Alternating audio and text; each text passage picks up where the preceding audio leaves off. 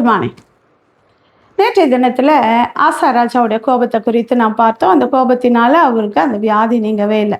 இன்றைக்கு ஒருத்தரை குறித்து நான் பார்க்க போகிறோம்.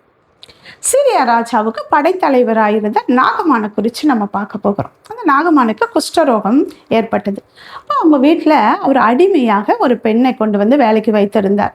அந்த சின்ன பெண்ணு சொன்னாங்க, சமாரியாவில் எலிசா அப்படின்னு ஒரு தீர்க்கதரிசி இருக்கிறாரு, நீங்கள் அவரிடத்துல போனீங்க அப்படின்னா அவர் உங்களை சுகமாக்குவார் அப்படின்னு. உடனே அந்த சிறு பெண்ணினுடைய பேச்சை கேட்டு அவரும் என்ன பண்ணார், போவதற்கு ராஜா கையில் சிபாரிசு லெட்டரெல்லாம் வாங்கிக்கிட்டாரு. அவருக்கு கொடுக்க வேண்டிய காணிக்கை பணம் அதெல்லாம் எடுத்துக்கிட்டு வேலைக்காரரை கூட்டிக்கிட்டு அவர் போனார். போன உடனே எலிசாக்கு சொல்கிறாங்க, இந்த மாதிரி உங்களை பார்க்க நாகமான் வந்திருக்காங்க அப்படின்னு. உடனே எலிசா தன்னுடைய வேலைக்காரனை கூப்பிட்டு சொன்னார், நீ போயிட்டு அவர்கிட்ட சொல்லு, யோர்தானில் 7 முறை மூழ்கி எழுந்துக்கங்க அப்படின்னு நீ போய் சொல்லு அப்படி. வேலைக்காரர் போய் நாகமான இடத்துல சொல்லுகிறேன், நீ யோர்தானில் 7 முறை போய் நீங்கள் மூழ்கி எழுத்தீங்க அப்படின்னா உங்களுக்கு நல்லா ஆகும்னு சொன்னாங்க அப்படி.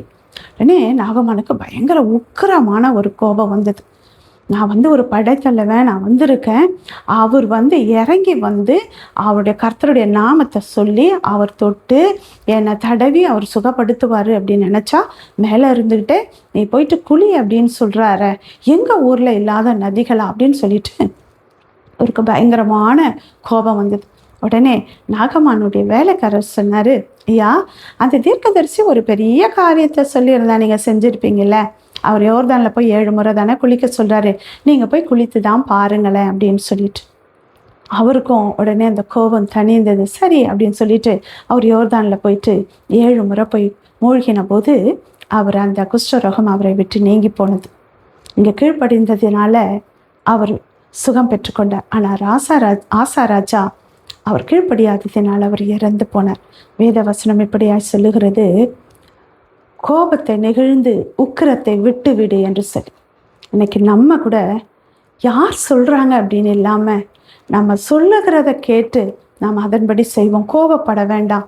அவங்க என்ன சொல்கிறது, நான் என்ன செய்யறது, நான் எதிர்பார்த்தபடி அவங்க இல்லை, அவங்க சொல்கிறத நான் ஏன் செய்யணும், எனக்கு ஏற்றபடி இல்லை, நான் நினச்சிட்டு வந்ததுபடி எதுவும் இல்லை, அப்படின்னா நான் ஏன் இதுக்கெல்லாம் கீழ்ப்படணும், நான் எதுக்காக செய்யணும் அப்படின்னு சொல்லிட்டு வைராக்கியமாக நாம் கோபப்படாமல் நாம் விட்டு கொடுத்து நாம் நிதானித்து யார் சொல்லுகிறவள் யாராக இருந்தாலும் அதன்படி நாம் கேட்போம் அப்படின்னு சொன்னால் நாமளும் ஆசீர்வாதம் பெற்றுக்கொள்வோம். நாம் அப்படி செய்வோமா?